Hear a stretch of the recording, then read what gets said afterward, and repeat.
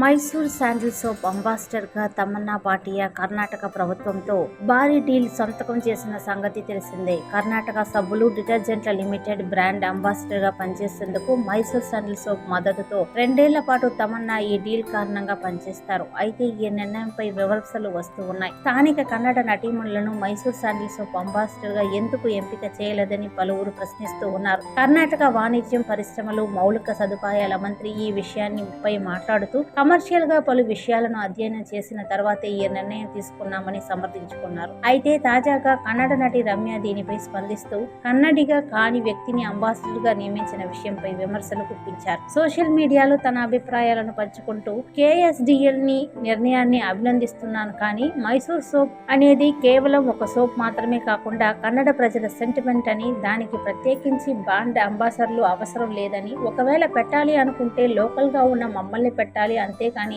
North కస్టమర్ల కోసం తమన్నాను పెట్టుకోవడం సరిగ్గా అనిపించట్లేదు. తాను తమన్నాకు వ్యతిరేకం కాదని, కానీ మన ప్రాంతీయ భాషను కాపాడుకుంటున్నాం. ఇలాంటి సమయంలో కన్నడ ప్రజల సెంటిమెంట్ ను బయట వారి చేతుల్లో పెట్టడం సరికాదు. ఇలా చేయడం వల్ల స్థానికంగా ఉన్న కన్నడ వారిని దూరం చేసుకున్నట్లు అవుతుందని, ఇది తమకు తీవ్ర నిరాశను కలిగిస్తోందని, దీనిపై పునరాలోచన అవసరమని నటి రమ్య చెప్పుకొచ్చింది.